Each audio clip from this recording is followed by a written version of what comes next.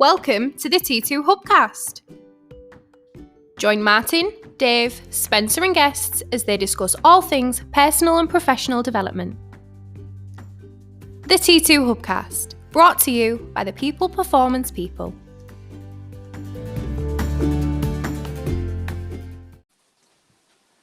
So welcome back to the T2 Hubcast with me, Martin Johnson. And me, Leanne Spencer. Leanne, how the devil are you? I'm very well. How are you? Yeah, I'm good, thank you. Your sound is awesome on that phone, by the way. Can you hear me okay? Yeah, I can, yeah. Brilliant. So, Leanne, welcome to our podcast. I think you're returning the favour because I appeared on your podcast, I think it was about a year ago now. I want to say a year ago. Is that right? Yeah, it feels about right, yes. So, Leanne also was a guest of ours and a keynote speaker at one of our flagship events, T2 Talks. I think that was 2 years ago, so back a few years ago now. Yeah. And since we've always stayed in touch and collaborated on a couple of things, Leanne, Leanne is, I'm going to say, expert in corporate wellbeing, or I like the word guru in corporate wellbeing. She's an author, a podcaster, and she's the founder of Bodyshot. And where are you based? Are you down in London, Leanne? We are in London, but I'm tempted to say we're global now because we really are. But yeah, I mean, I'm in West Norwood in South London. Our office is in West Dulwich, which is literally a 7-minute walk up the road. So nice. I'd say it's actually a nice commute, but it's a bit short. I prefer a slightly longer commute. But anyway, one won't grumble. Exactly. That's because you can get your steps in, right? But exactly, yeah. So Leanne is the founder of Bodyshot Performance. Now, Bodyshot Performance is an award-winning health and wellbeing company.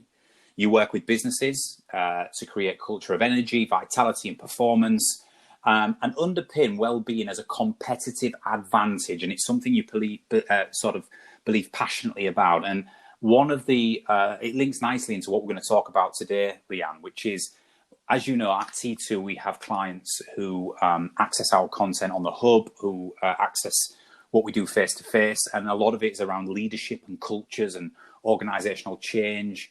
We even throw in a bit of sales and customer service training in what we do. But we also, over recent years, have developed more of a well-being type of, not offering, but we're starting to delve more into overall well-being.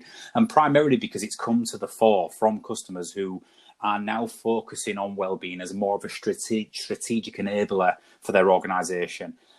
Something you believe passionately about, Leanne, is you can gain competitive advantage from well-being, from focusing on improving well-being across your organization. And you're a firm believer that it shouldn't just be something that sits as an initiative within HR. This should be owned at C-level. It should be one of the strands that all businesses are focusing on as one of your top business initiatives, if that makes sense. So do you want to just start by giving me a little bit of an introduction as to why you believe so passionately about that? Yes, so to start with the first point about well-being being a competitive advantage, I think the traditional ways that companies have competed with each other for talent have been salary and bonuses, company car, corner office if you're a certain level of seniority. And I just don't believe that that's how we're going to be seriously competing anymore for talent at any level of the organisation. And I was saying all of this pre-COVID, that I think well-being will be the thing that attracts staff or teams of talent into an organisation. I just don't think it's going to be those other things. Post-COVID, the focus has never been more on well-being. So the kind of things that might make a company attractive would be their remote working policy, which has all changed now anyway, what kind of educational resources they have, what proactive wellbeing resources they have. So most companies do pretty well on reactive. They've got the employee assistance program, they've got occupational health, they've got counselling that you can draw down on if you're feeling depressed or anxious or stressed. But they're not that great at stopping people needing those resources in the first place. And that's really where wellbeing, in my mind, comes in. It's about educating an individual on how to sleep, on how to maintain good mental health and mentally nourish themselves, on how to be energized. And they are three things that I think, as an individual, I'm very interested in all those things for myself. But as a manager or somebody who's caretaking people, if you like, within a company, I'm interested in those things as well because they really underpin performance and productivity.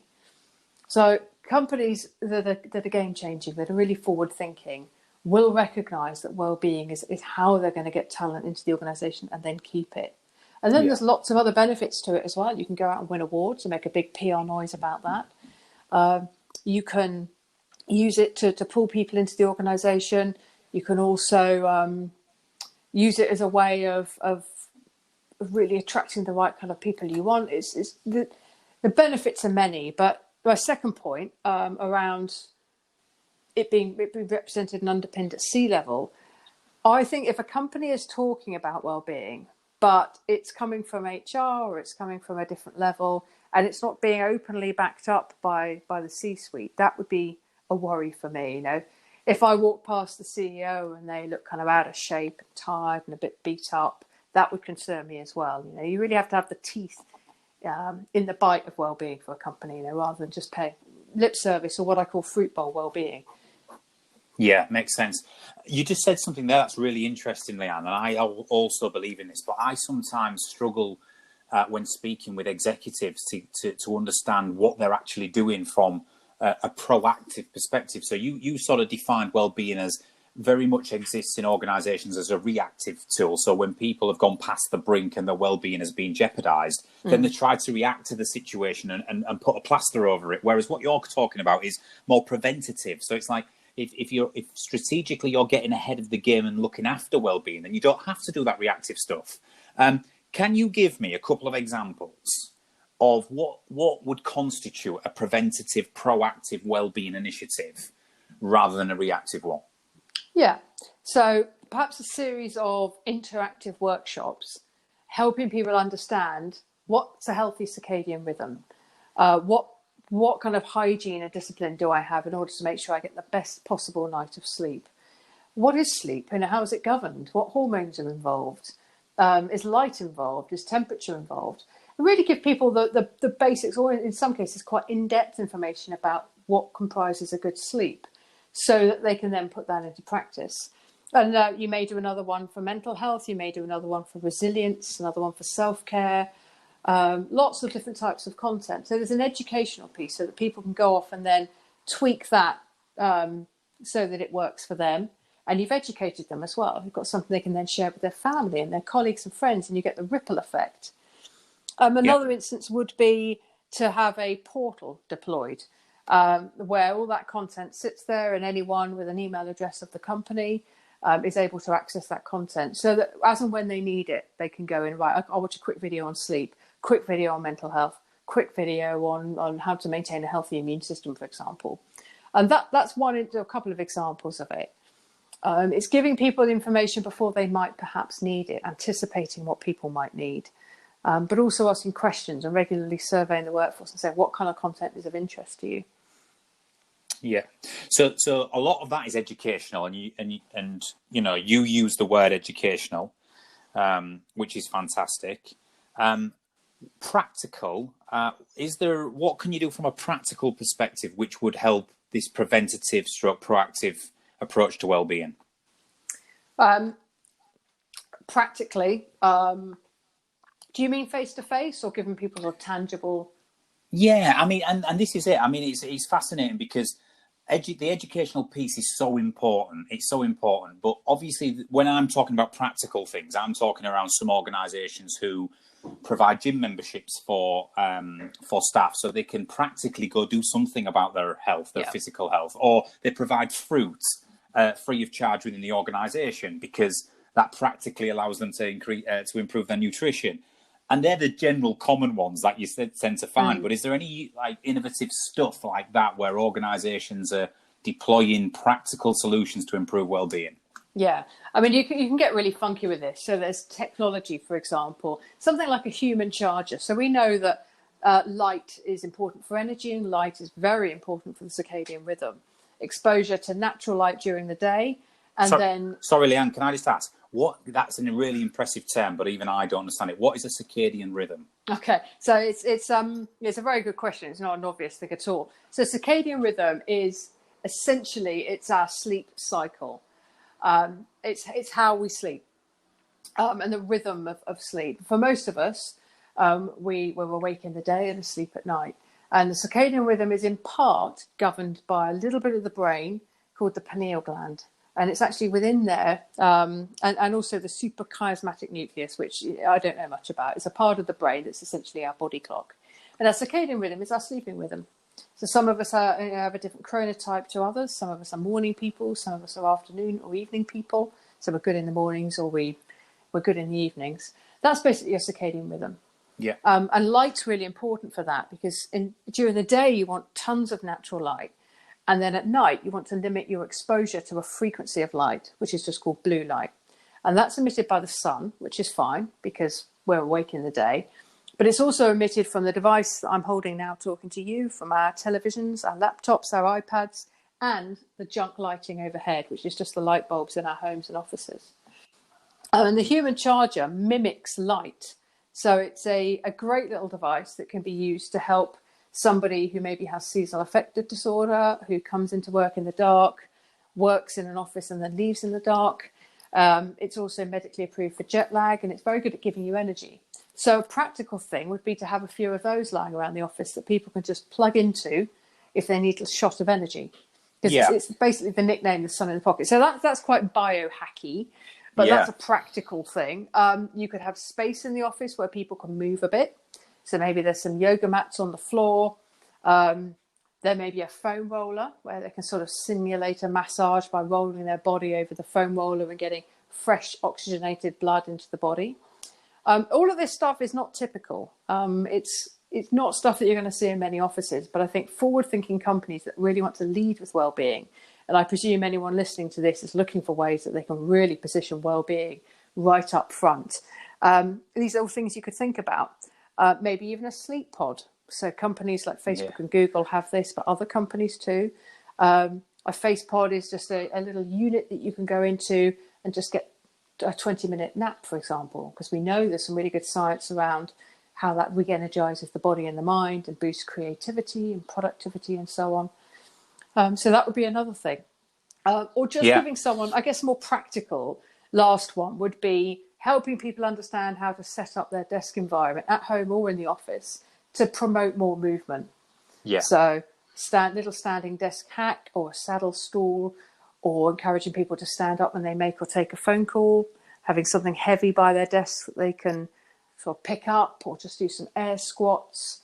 So, I mean, that would be a very practical example that most companies could do straight away. It's just a bit of education around how to stay active while you're predominantly desk bound. Yeah, and it's sort of like the education comes first and then leads into some of these practical things actually starting to organically happen. So the more we understand and learn about why posture is important, why natural light is important, why sleep is important, etc., the more likely we are to make the practical changes that'll then make the big difference. And that's very much still preventative, right? So you mentioned something there, Leanne. Let me pose a little bit of a question to you. So you mentioned these, what did you call them? Human lights? Yeah, the human charger. Yeah. The human charger. I love it. I absolutely love it, right? The human charger, where it actually simulates natural light and it's great for energy and mood, etc. Now, one of the things from a science perspective, so I'm quite sciencey. So one of the things from a science perspective that I understand is the reason why getting outdoors and in nature and in natural light is sometimes of value to us is because we need vitamin D.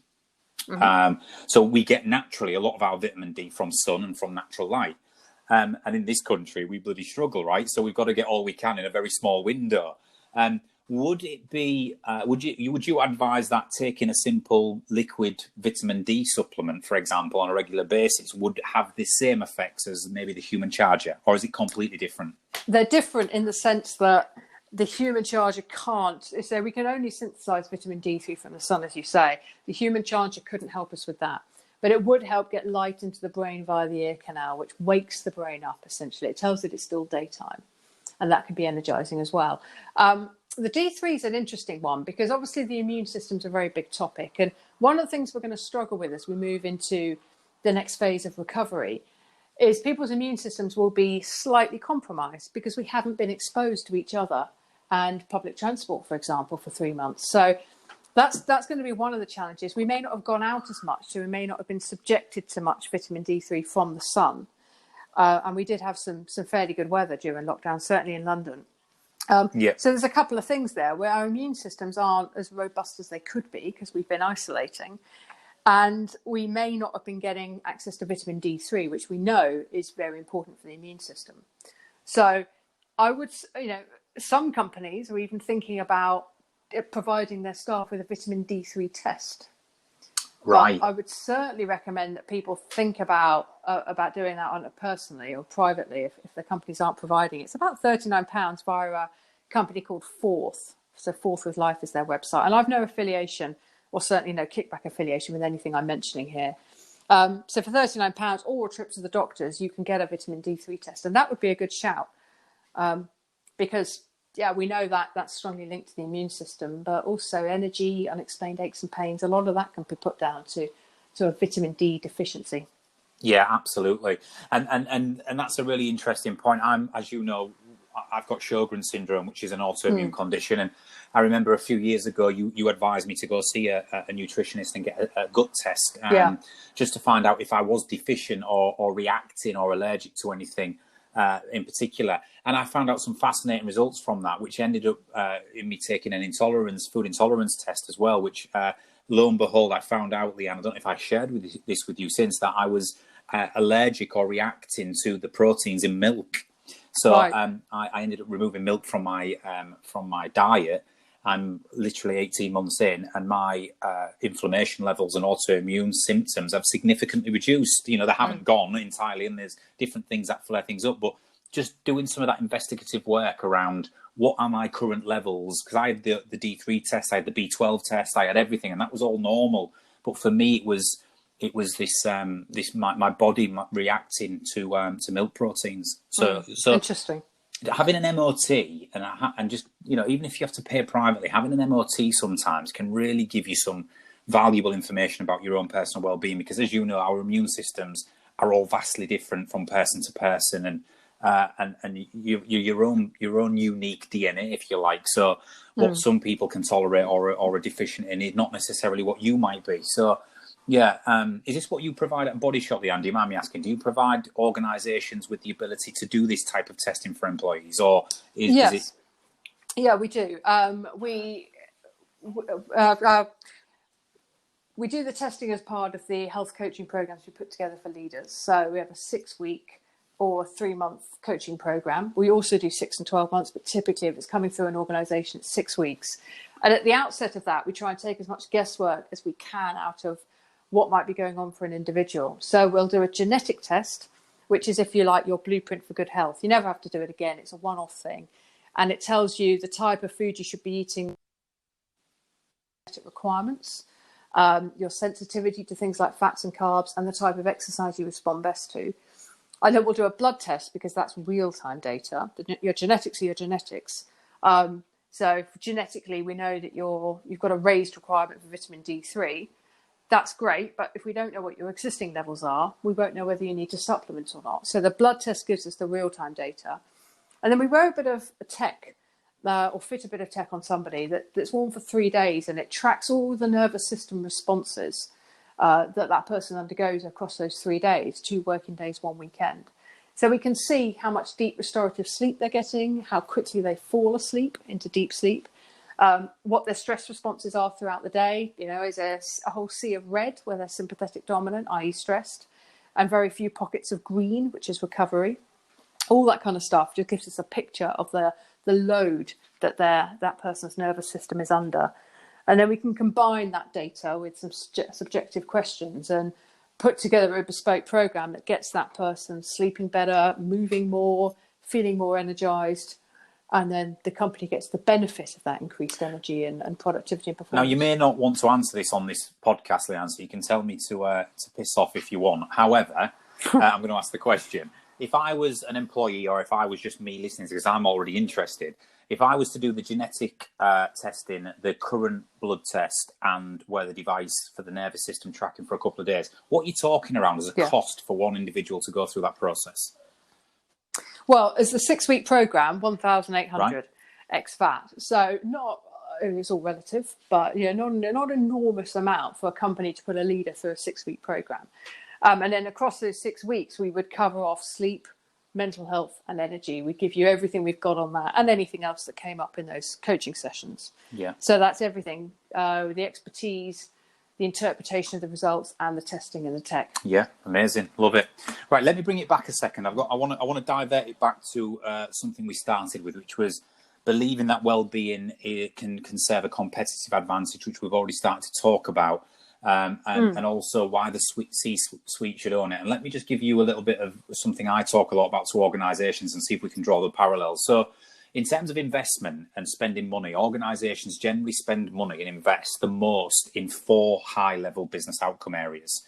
And there's many different things that people spend their money on in organisations, but you can link it to these 4 main business outcome sort of high-level strategic things.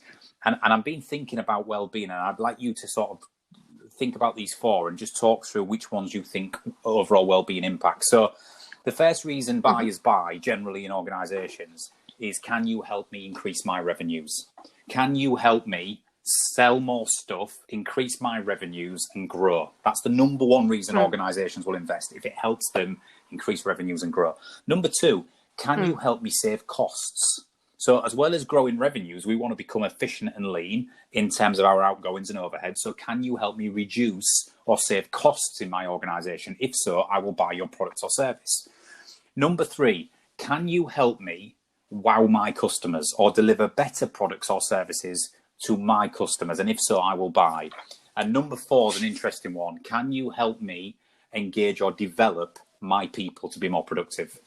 So they're the 4 high-level reasons when we've surveys and researches that you can almost underpin everything else into the 4 buckets. Number 1, can you help me increase my revenue and grow? Number 2, can you help me reduce my costs and be more lean? Number 3, can you help me wow my customers or deliver better products and services to my customers? Or number 4, can you help me engage or develop my people? Now, I'm already thinking about this type of stuff that you're talking about, but I'm going to ask you the question. You believe it should sit at C-suite and it's a competitive advantage. Which of those 4 big buckets does this type of stuff come under? Okay, well, I would say all. So let's take them one by one. Revenues. We know that well-being directly contributes to the bottom line, and it does that via a number of different ways. You've got happier, healthier, more resilient teams.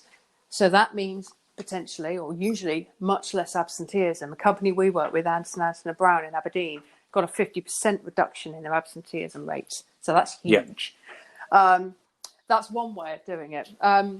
You've got happier, healthier, resilient teams. They're more likely to look after your customers better. They're more likely to turn up and be really productive. So you get less presenteeism, which is harder to manage or to gauge. Your presenteeism might turn up hungover, but I'm not doing much. But I'm there. So that's another aspect to it. You will be able to attract and then retain key talent into your organisation, and that's going to contribute to the bottom line as well. When you've got the best people you can get working on your business, on solving your customers' problems. So that's a handful of things for revenue. Reducing costs, I've mentioned the big one already, which is reducing the cost of absenteeism, the cost of losing the candidate that you really wanted, which is harder to measure. So definitely getting costs down. I mean, I don't know how much organisations typically spend on occupational health and the employee assistance programme, but if you can have that underutilised because you've got this really proactive wellbeing strategy that stops people needing those resources in the first place, that's definitely going to save you costs. And on that as well, Leanne, one of the biggest costs to companies in terms of losing money or spending money is employee churn. So when people leave the organisation and they have to go back again from the interview process to the whole recruitment process to the onboarding, on average, it takes an employee 6 to 9 months to get up to full productivity. So, you know, the more churn you're experiencing as an organisation, the more it costs, right? Yeah, absolutely. I think it costs something like $35,000 to onboard a member of staff. So if you're having to do that every couple of years because they're leaving, or even sooner, you can see how that could contribute to costs and take off the bottom line. In terms of wowing, was the third one wowing your customers? Yeah, wowing your customers or delivering a better experience, product or service to my customers. Yeah. So I've seen this happen in companies more anecdotally than as much as personal experience, where when you've got that happy, healthy workforce, they deliver a little bit more, a bit more discretionary effort that sometimes as the customer you'll see and experience. For example, TrueDark is the main manufacturer of blue light blocking glasses. And I bought some pairs from them, and they came over from the US. And then she's not new anymore, I've had her 2 years, but my little white rescue dog, Cammy, from Romania, was obviously a little bit nervous. She was still a puppy of a year old when she came over, and she chewed a few things, including a pair of blue light blocking glasses. And she chewed, I think, one of the lenses off them. So I wrote to TrueDark and I said, I'm afraid the dog's had a go at the glasses. I don't want a replacement pair, but I'd love just to replace. It wasn't even the lens, it was the bridge, I think. It was something you needed, but it was a small part. And they actually sent me back the replacement part, but that wasn't the wow bit. The wow bit was a handwritten note that came with it from customer service with a, here's your replacement part, maybe recommend that you buy some dog toys, and here's 3 tips for keeping your dog entertained, or something like that. It was a funny little handwritten note. They've gone above and beyond rather than just send the part out or send me an automated email to say a shipment's on its way. So that's almost certainly come from someone who loves what they do. Yeah, absolutely. It's not someone who's watching the clock and can't wait to get out. Yeah. So, and I think when you've got happy, healthy, resilient people, they're going to go above and beyond for you, and it's going to emanate outwards to your client base in the way that they interact. They'll be more creative. They're going to be more productive. They're going to have better ideas if they're sleeping well and they're feeling good about things, and they're really allied to the company values and purpose. So I think it contributes in that sense. And then more engaged employees, all of what I've just said, really. Yeah. And employees respond very well. I've seen this when we've worked with clients, to somebody coming in and saying, tell me how you're feeling. Tell me how you're sleeping. How do you mentally nourish yourself? Yeah, absolutely. And you know what, I think at Trans2, we tick we contribute to the 4 main reasons by in some way, a couple of them more than others, but in some direct way to all 4. And that's really what, when we teach sales training, we always say to people, tell me your product or service, and they instantly go into features, functionality and benefits. And I say, right, start again. Which of these 4 things do you help a client achieve? Because that's the language you need to talk. That's what organizations are, where they're spending money and why they'll part with their hard-earned profit, if you're going to help them achieve one of those 4 true business outcomes. So, yeah, it makes perfect sense.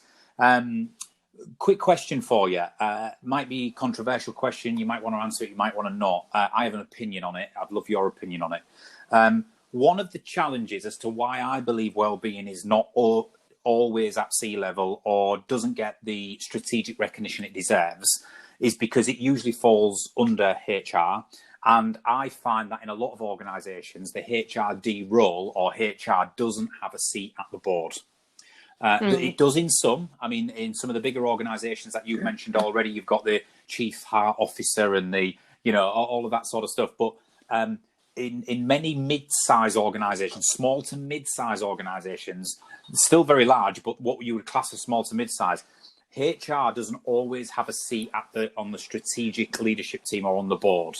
That's when well-being doesn't get the airtime, if you like, or the recognition it deserves. Would you agree that that's the case in your experience? And the second part of that is, does it matter? Do you believe that it doesn't matter what size of organisation you are, you should have human resources sat on that strategic enabling team or that board? Yeah, you absolutely should. But beyond that, I actually think wellbeing should sit at sea level, as I've said, and we talked about at the outset.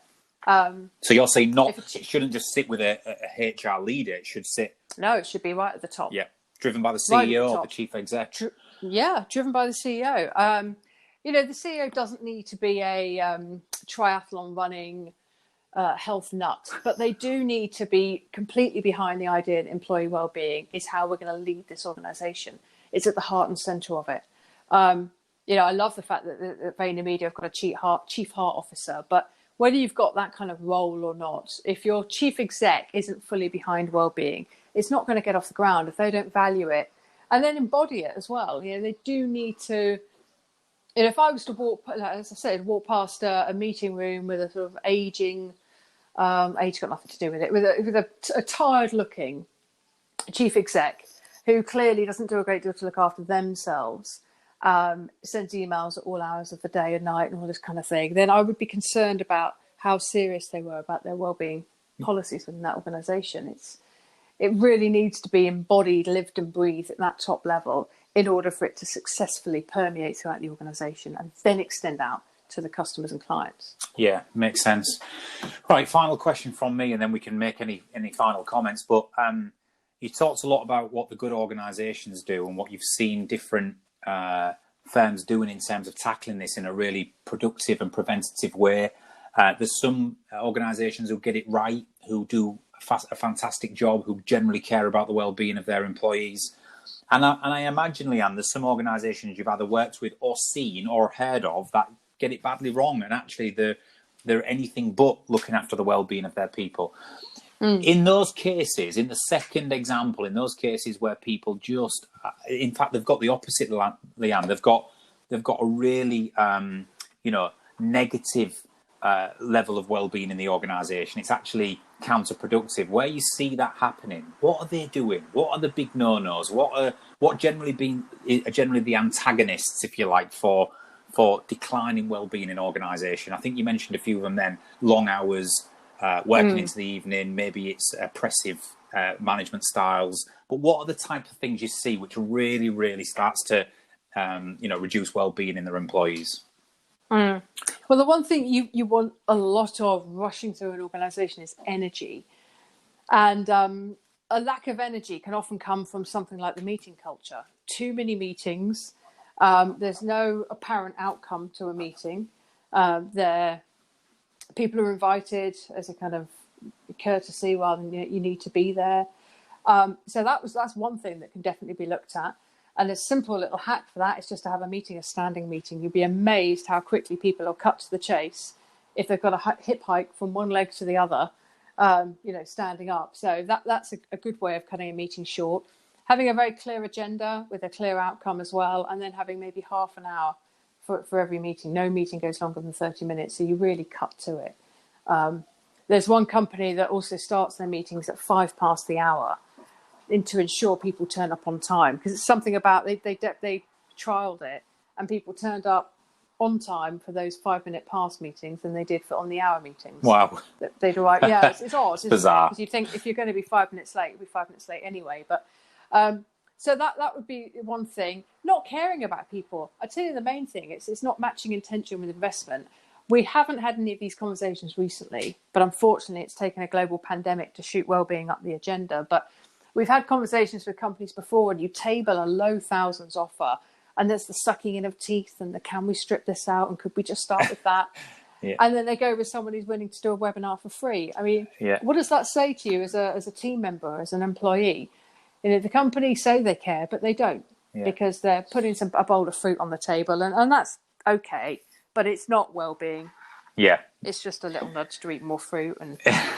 Yeah, you're absolutely right. You're absolutely right, Leanne. And I think when you speak about it, your passion comes across in terms of, why this is so crucial. And I completely agree. And I think maybe the pandemic is not a nice thing. And we're not saying that for 1 minute. But if the one thing that comes out of this is the realization that actually, because I think traditional, even the oppressive, unempathetic leaders have become more empathetic through COVID. I think it's driven everyone, whether it's the manager who's now having 2 teams meetings a week with their team, whereas they never saw the manager for a month, even though they were in the same office prior to COVID.